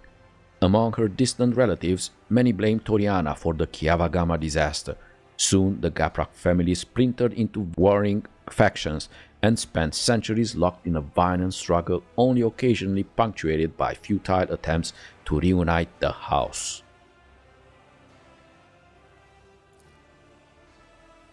Macarius Sourbeck was loyal to the rogue trader to the last, despite all the rumors to the contrary. Finding little affection among his subjects or family, he stayed true to himself, remaining a forthright, severe, and pious person. Macarius strived to ensure that every soul in his charge felt justifiable dread before both him and the God Emperor. Members of House Valencius served the dynasty faithfully and loyally, amassing more and more power. A century later, they had finally gained the respect enjoyed by other noble houses, yet power and luxury can dull any blade. The now pampered and idle aristocrats were scarcely recognizable as the descendants of the formidable Seneschal Valencius. Clemencia Valencius, granddaughter of Abelard and the Chancellor of Dargonus, executed her duties irreproachably and even found it time to school the younger generations of her family. She was an equally skilled mentor, chancellor, and political operative. After a century of immaculate service, she surprised everyone by leaving her position and becoming the first mate on a trade ship. She would later admit, like a true Valencian, that she had always had a passion for ships and voidfaring. The harlequin known as Nocturne of Oblivion visited the Expanse once again. Sneaking into Dargonus, he came to Rogue Trader's palace and left him a special gift, a case of Eldari crafting, unmistakably ancient and precious, adorned with the rune of an eye inside the triangle. Only the Lord Captain knew what it contained. The Harlequin candidly warned him that he was drawing the von Valencius dynasty into a deadly dance, a shaking doom that all will freeze within the threads of terror's loom. Then he promptly departed, and not without reason. A few hours later, assassins from the Dark Seed appeared, following his trail, and were mercilessly killed. Their armor bore the sign of the Cabal of the Black Heart. After months of searching, Dargonus wardens found the remains of Achilles' calendar on the lowest levels of the hive. Drukhari artifacts and records discovered beside him indicated that the agent of the Inquisition had been compromised and was working for the xenos. The old Slith Malice did not risk returning to Komorach, where the cult of the Fatal Thirst was exacting vengeance on everyone who had helped the rogue trader. He took to piracy, forming a crew from the remnants of the Reaving Tempest. Rekindling his old thirst for battle, he seemed to shed a good 100 years of his age like a snake's skin. The savage deeds that Gorday's Cato witnessed on Footfall traumatized him forever. His architectural genius was shattered. Only the rare collection of true connoisseurs held his work, written in a shaky hand. Footfall, the ultimate void station and mortuary. The fact that the von Valencius flagship had been infected with the gene stealer's cult corruption was kept secret. The rogue trader's prestige and reputation had to be protected from harm, and all that remained was to hope that no new seeds of aberrations was sprouting in other dark corners of Koronus Expanse. A handful of prisoners, all that remained of the congregation of Ravenous Star, were left on a minor planet with few supplies. The survivors included only children and old men and women whose appearance had the fewest distortions. Not one of the true monsters had been spared, or so it seemed. The genetic aberrations had all but faded away in the blood of survivors, only to reveal itself again in their offspring. Soon, purple chitin-covered children were born under the greedy light of alien stars and went on to carry the truth of the many-armed emperor on the tips of their sting-like tongues. Having completed his last journey with his Lord Captain, Abelard Valencius, with the gracious permission of the rogue trader, left his post as seneschal and took over the helms of his large family. House Valencius rose above its rivals and was never again the target of persecution, even after their esteemed patriarch died decades later in his bed, surrounded by his grieving loved ones. Abelard's shining memory was blighted only by rumors of a creeping madness in the twilight of his life. Many said they had seen the esteemed seneschals talking to someone unseen. in a voice filled with unusual tenderness and sorrow. After the victory on Epitaph, Argenta left the rogue trader. An insatiable flame burned brighter and brighter in her soul, hungry for vengeance, and so the sister embarked on her own personal crusade. At first, she hunted and exterminated the remaining followers of the Final Dawn, then she pursued those who had abated them, and then anyone in whom she saw a hint of heresy. Even when she directed her wrath against entire cities, no power could stop Argenta, clad in her sacred armor. She left a trail of fire and blood across the expanse, a trail that ended in Sally's prime. No one knows why the sister returned for a third time to the planet where she had found her relic, but after descending to its surface, she mysteriously vanished. Rumor said that Argenta was lured there under false pretenses by her former allies. It may have even been House von Valencius himself, unwilling to kill her off or tolerate her raging desire to cleanse the expanse of heresy. No one knows the truth, but many gave a sigh of relief after her disappearance. J. Haydari basked in the rogue trader's light for many years, trying to make the most of such illustrious patronage. Alas, her appetites were insatiable, and 2 decades later she brazenly attempted a coup. It was a failure, and she found herself on the executioner's block. Before the end, she bestowed one of her famous mass on the thronging rebel in farewell. Vizier Kibellah of the blood-spawn web performed a great reading of the Emperor's Tarot, and the card of the night showed her cult a new path and a new teaching. Kibellah raised a generation of proud and fervent warriors and led the Scarlet and Black Army out of the shadows to descend upon a multitude of worlds and hound the faithless in the name of the undying Emperor. Rivers of spilled unclean blood drenched the soils of worlds where the blood-spawn web seeds had sprouted. Planetary rulers outlawed and hunted down the death cultists to the point of starting full-blown wars, but their armies were hopelessly outmatched by a host led by the Vizier's will and her powerful foresight guided by the Emperor's Tarot. Martis Erebis was a loyal and dutiful servant of the rogue trader. Because of his vehement faith in the undying Emperor, he was permitted to join the Bloodspawn Web. A decade and a half later, having risen to the rank of the web's 4th spinner, he died honorably during an assignment, and his soul passed on to the Undying One. The Vizier composed an enigmatic and profound quatrain in his memory. Inquisitor Henry von Kalloch continued to serve the Imperium and vanished under mysterious circumstances several years later. After receiving a signal encrypted with Inquisition codes, he traveled to an unknown distant world from which he never returned. When the Lady Navigator's service came to an end, Kasha left the rogue traders and returned to House Orselios' embrace. It was rumored that a new Novator would soon take the throne and the house would be reborn after years of silence. Alas, the inauguration did not come to pass, as the discord within the house flared up and turned into a fratricidal war. Lady Akasha died, at its outset, taking the lives of many loyalists and renegades with her. The other Navigator house made efforts to scatter the remains of the once great House Orselio and to absorb what little was left of it. Oh no, Kasha. Idira Atlas lived several more years after the rogue trader's grand campaign on Epitaph. Despite her short life, she left behind many legends and tales of her adventures in the Lord Captain's service and of the terrible war phenomena that she manifested.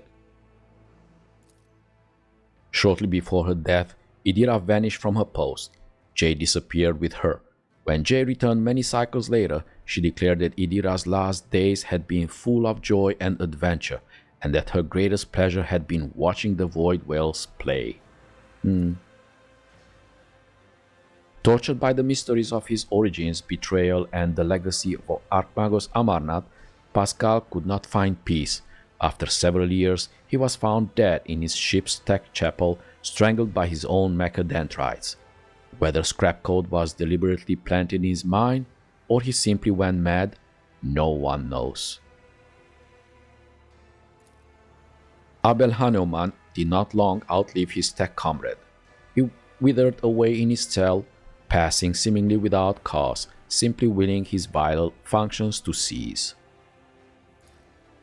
For many long years, Yrliet traveled at the rogue trader's side, yes, helping him decipher the secrets of lost xenos races and lending him the wisdom of her kind. Half a century later, she sensed that it was time to say goodbye. The path of the outcast had come to an end. After bidding farewell to her Elentach, Yrliet made her way to her surviving kin.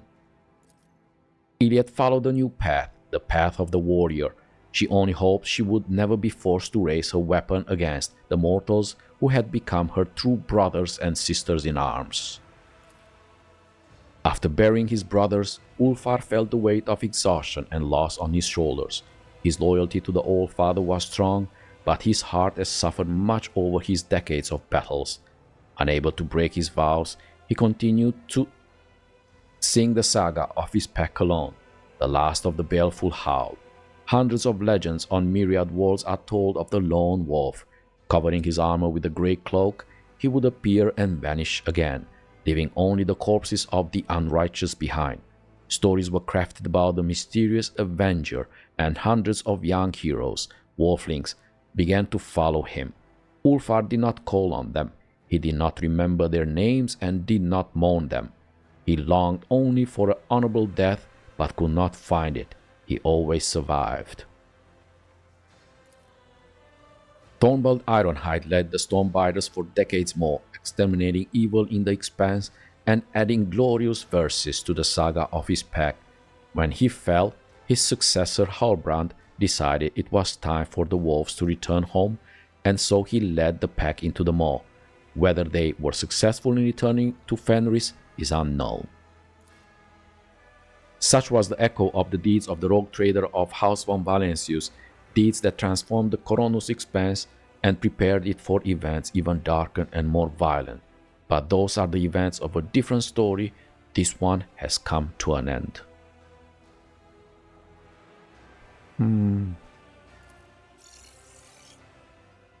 Wow. What a game. Honestly. What an amazing experience. I don't know. I'm genuinely sad that I finished it. You know, that moment when the credits started rolling and part of you just goes, oh no. Yeah. That moment. This is the kind of game I could have easily played for another 100 hours. Easily. I enjoyed it from the very beginning all the way to the end. And finishing it almost feels like closing a chapter with companions I've been through a lot with. That's a feeling very few games manage to pull off. So honestly, Owlcat Games, hats off. You made an absolutely amazing game. With just a few small exceptions, I like pretty much everything about this game. The world, the story, the writing, the combat, the companions, all of it. If I had to point at one thing that wasn't really my favorite, it probably would be the colony management. But other than that, this game really shines in almost every area. And I want to start with the story because that's what hooked me right away. The story had me from the start. And every time things felt like they were calming down a bit, the dust was settling, a major plot twist showed up at exactly the right moment and pulled me straight back in. I was always curious about what was coming next. And this is not easy for long games. Even toward the end, the story goes to places I genuinely never would have expected. It was completely unpredictable. A lot of games struggle with this. You can usually feel where the story is heading, or at least roughly guess the destination. But this game, not at all. Also, what really impressed me is how well the side quests are integrated into the main story. They don't feel like side quests at all. They just feel like part of the world. And both in the main story and the side content, the choices and consequence system is phenomenal. Toward the end of the game, and we are talking after more than 100 hours, I was still seeing consequences from things that happened way earlier. Some from the main quest and some from side quest. That kind of long-term payoff really stood out to me. I also got comments during the playthrough from viewers, and thank you very much for that, comparing my run with theirs. Different decisions, different outcomes, different consequences. And it really hit me just how much the game can change based on different choices. That alone gives this game an insane level of replayability. The game is split into 5 chapters, each focusing on one or more major story arcs. Personally, my favorite was the second chapter, followed by the last chapter. The weirdest one for me was the third chapter. I won't spoil why, but if you watch the playthrough, you probably know what I mean. On top of that, you've got regular side quests, companion quests, and quests built around rumors, which I really liked as a concept. It makes the world feel alive, like things are happening whether you are there or not. The companions, while not many, felt like just the right number for me. I never felt overwhelmed by too many choices. And several of them, at least in my case, I generally ended up caring about. I wanted to learn their backgrounds, do their personal quests, and see how their stories played out. During the playthrough, I often referred to my core party as the Magnificent Six. And if I had to rank my favorites, excluding my own character, I'd probably go with Kibellah, Abelard, Yrliet, Argenta, and Ulfar. But honestly, the difference between them is pretty small, because they all complemented each other so well.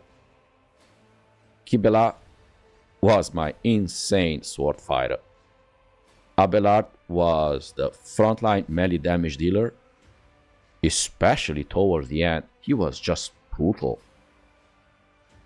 Yrliet and Argenta were my super snipers. And Ulfar, he was the tank, the wall. He was a true bullet sponge. If the game had allowed a party of 7, Kasha would have been my next pick, no question. I really liked Idira at first, but over time Kasha slowly took her place. I never quite clicked though with Enrix, Pascal, or Jay. I know there are other potential companions as well, but my playthrough didn't lead to recruiting them, either because the story path or because of my own choices. And honestly, I really like that. It makes the whole experience feel personal, like this really was my rogue trader journey. When it comes to classes, Yrliet definitely reduced the number compared to their previous games. Pathfinder, to be more precise. But when it comes to abilities inside those classes, they went all in. There is a huge number of abilities, weapons, armors, and interactions. And Owlcat is known for making games with very deep, very intricate systems, and Rogue Trader is no exception. The game can be pretty unforgiving if those systems aren't understood properly. In a way, the game expects you to decode it. And yeah, that can feel overwhelming, especially early on. What helped me the most was just slowing down and giving myself permission to read things carefully. Abilities during level ups, tooltips during fights, weapons and armor descriptions, sometimes more than once. It's not always exciting, and sometimes it slows things down, but understanding why and how things work made a massive difference for me. I'm generally familiar with RPG basics, agility, perception, that kind of stuff. And even then, it still took me a while for everything to really click. Early on, I spent a lot of time reading and rereading things just to make sure I was actually connecting the dots. Because of that, I'll mention this very humbly. Over the entire playthrough, I only lost a single fight, despite playing on daring difficulty from start to finish. I won't spoil which one, but if you watch the series, you'll definitely find it. And I'm not saying that to flex, because there are many other players who finish the game on much higher difficulty than me. I'm saying it because it confirmed something I already suspected. Owlcat games are often won or lost in the menus. The fights themselves are usually the result of your builds, your ability choices, and how well you understand the systems before combat even starts. Maybe it helps that I'm also a nerd, yeah, a cool nerd, but still a nerd.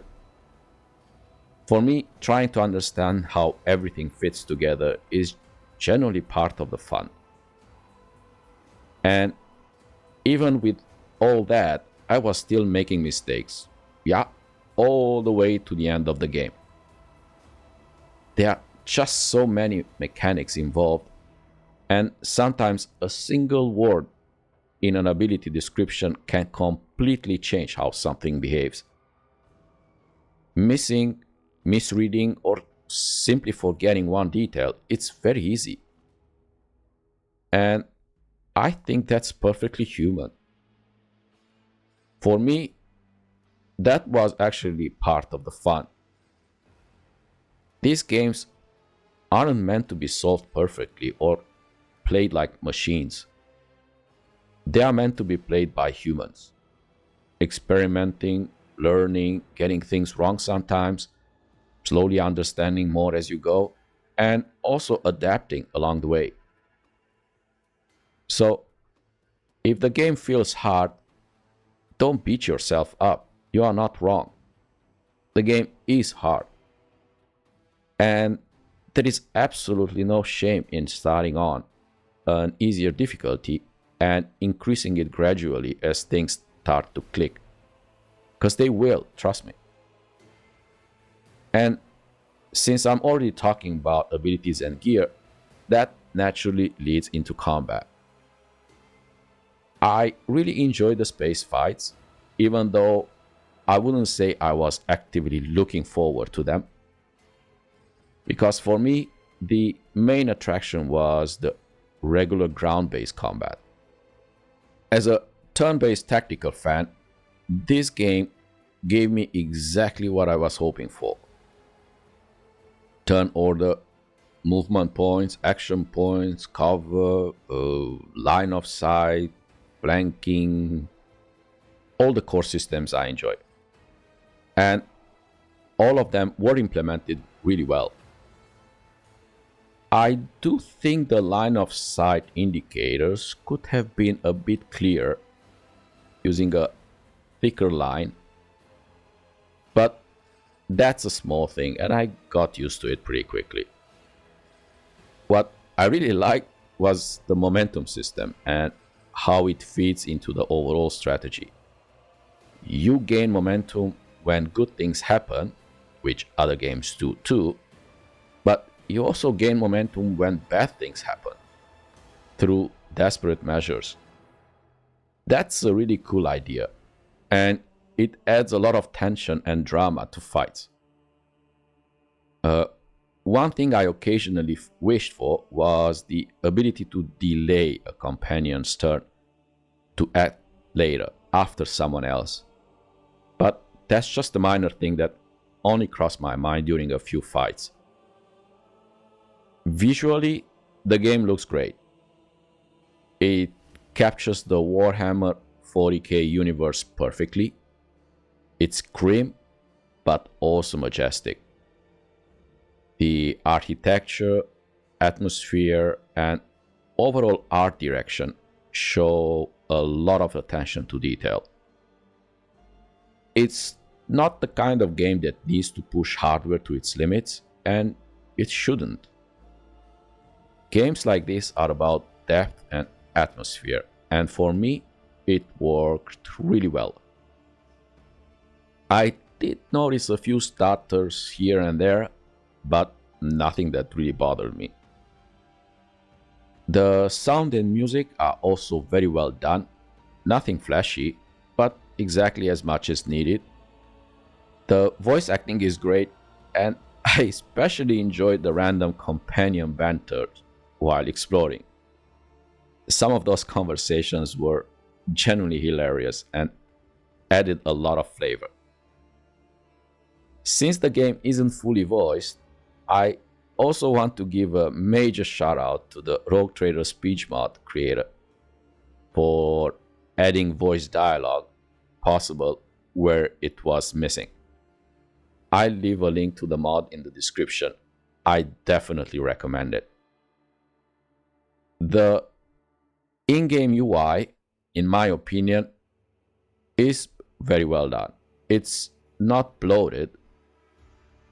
It was very easy for me to learn, and it sticks to familiar generic conventions while keeping a strong Warhammer aesthetic.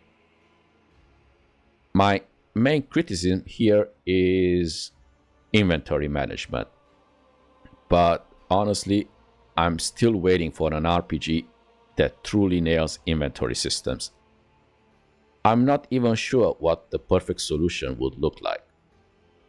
One thing I would have loved is more advanced sorting options, like sorting weapons by type first, and then by damage within each of these types.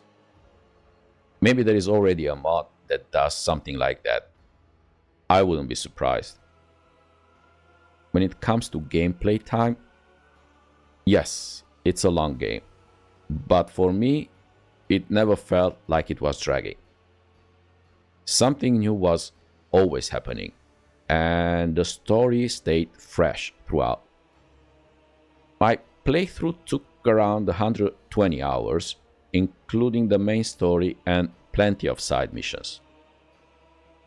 And a completionist run would easily take longer. Once all DLCs are out, I could absolutely see myself coming back. Maybe next time with a Psyker and Warp Focus build. Maybe even going dogmatic next time. I've heard great things about that. For me personally, the positives massively outweigh the negatives. And even the negatives are mostly minor quality of life things. This is an amazing game overall, and it's very clear how much work and thought Yrliet put into it. This game is now easily in my personal top 5 of all time. On a scale from 1 to 10, I'd give Rogue Trader a solid 9 out of 10.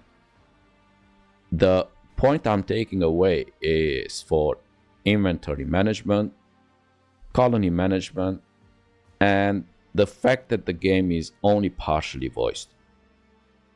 But honestly, for a game of this scale and ambition, I think Alcat absolutely hit the home run. I really enjoyed playing this game, and I truly hope you enjoyed watching the journey as well. If you did, feel free to leave a like, share your thoughts in the comments, and maybe even subscribe. And to those who already did, thank you very much. I genuinely appreciate it. I hope to see you again soon. Until then, take care, stay safe, and bye-bye.